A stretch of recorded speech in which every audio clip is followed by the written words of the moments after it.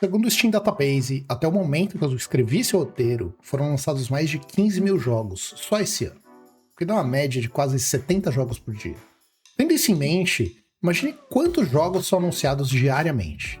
Seria impossível acompanhar todos, principalmente se a gente levar em consideração que a grande maioria talvez nunca veja a luz do dia. Mas eu fico profundamente incomodado em perceber que, em meio a esse volume todo, algumas coisas acabam passando despercebidas. Pensando nisso, eu saí procurando algumas promessas que me chamassem a atenção, por qualquer motivo, e eu decidi compartilhar isso com vocês. São jogos que ainda não dá pra ter certeza se eles vão ser bons, mas que tem alguma coisa interessante acontecendo.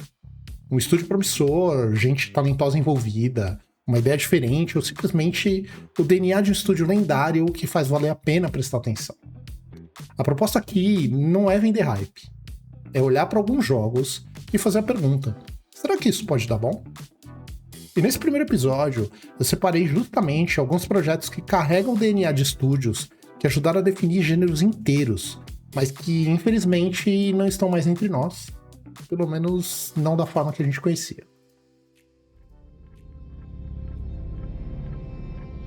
Para quem nunca ouviu falar, a Harebrained Schemes ficou conhecida principalmente pela trilogia Shadowrun e por Battletech, um dos meus jogos favoritos da vida. A Paradox comprou o estúdio em 2018, mas ela acabou rompendo com ele em 2023, depois que The Lamplighters League não atingiu o resultado esperado pela empresa. Depois da separação, boa parte do catálogo ficou com a Paradox, mas a Harebrained voltou a ser um estúdio independente e atualmente ela recomeça a sua jornada. Graft é o primeiro projeto dessa nova fase, e eu não consigo imaginar um jogo melhor para ser a cara desse quadro. Graft é um RPG de survival horror, pós-cyberpunk, ambientado numa estação espacial gigantesca e decadente chamada Ark. O grande conceito que me chamou a atenção é a capacidade do protagonista de enxertar partes dos inimigos no próprio corpo, ganhando novas habilidades, absorvendo fragmentos de memória e impulsos do antigo dono. Isso afeta não apenas a identidade do protagonista, mas também as suas relações com os outros personagens. A própria página do jogo coloca o navio de Teseu no centro da premissa com a questão: se você substituir o seu corpo pedaço por pedaço, em que momento você deixa de ser você? O combate conta com gerenciamento de recursos típico de um survival horror, e um sistema de mira em partes específicas do corpo, bem inspirado no VATS de Fallout, o que me pareceu muito interessante. O núcleo de desenvolvimento é minúsculo, contando com apenas 5 pessoas e alguns colaboradores externos. E, infelizmente, o jogo ainda não tem data anunciada. Obviamente, eu não faço ideia se Graft vai ser bom, mas um RPG de survival horror, em que substituir partes do próprio corpo altera suas habilidades, as suas memórias e a sua própria identidade, feito pela galera de Shadowrun e Battletech, é exatamente o tipo de coisa que eu preciso acompanhar.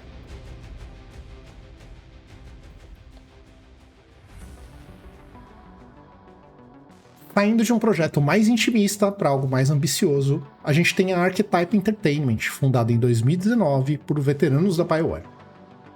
Exodus é o primeiro jogo do estúdio, um RPG de ação sci-fi single player claramente inspirado em Mass Effect.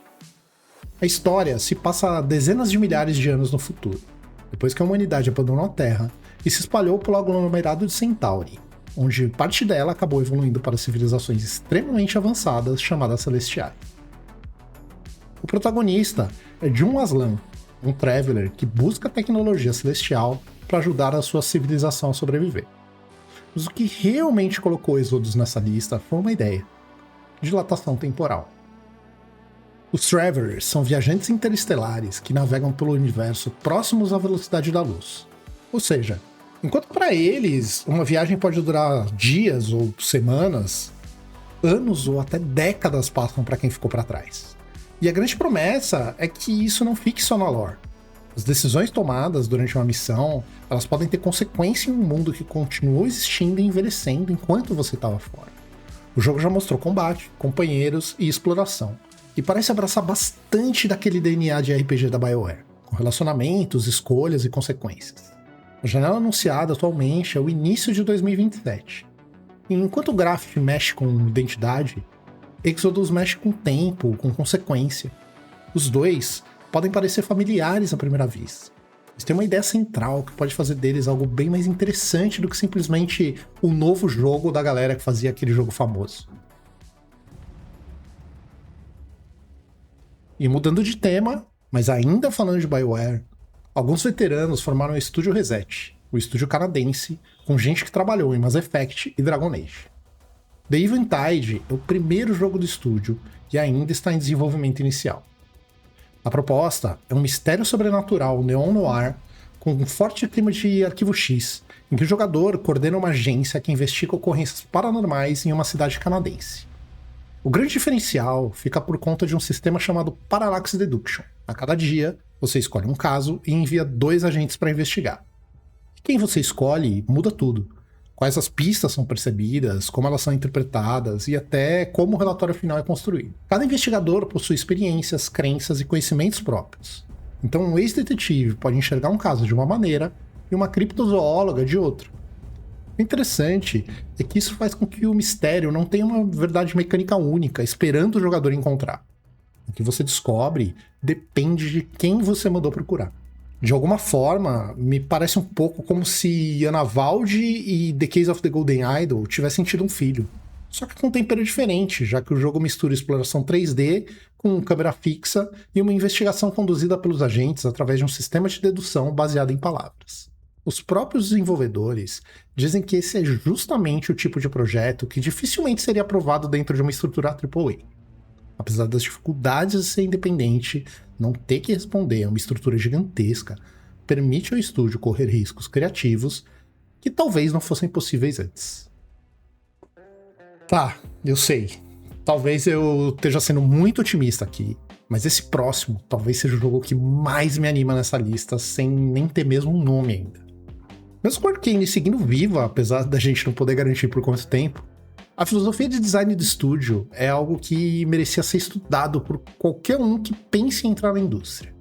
E muito desse DNA acabou espalhado por aí, conforme alguns dos principais nomes da Arkane seguiram caminhos diferentes. A Lo-Fi Studios é um dos pontos em que esse DNA é mais evidente. Fundada por Rafael Colantonio, fundador da Arkane e diretor criativo de jogos como Dishonored e Prey, junto de Julian Hobby, outro veterano do estúdio, ela se apresenta como um time focado em jogos imersivos, mundos originais e sistemas baseados em interação. O primeiro jogo deles foi Weird West, um jogo bem ambicioso, com uma liberdade sistêmica de dar inveja muito AAA, mas que infelizmente não foi tão bem recebido quanto eu acho que ele merecia.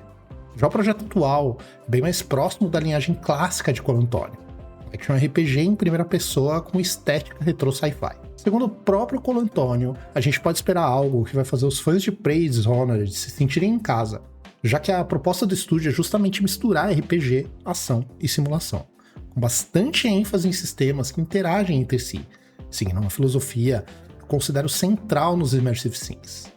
Infelizmente, até o momento só existem screenshots e concept arts mostrando esse mundo retrofuturista, e a gente não tem uma data de lançamento nem programada.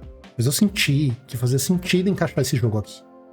Afinal, mesmo sem muito pra mostrar, quando o cara que fundou a Arkane e dirigiu Prey diz que tá fazendo um RPG em primeira pessoa, no qual fãs de Prey e Dishonored vão se sentir em casa, um cara como eu não tem como fazer nada além de prestar atenção e se perguntar, será que pode dar bom? E você, conhece algum jogo que acha que pode dar bom? Me conta nos comentários. Eu realmente aprecio uma boa discussão e saber que eu não tô falando sozinho. A gente se vê no próximo.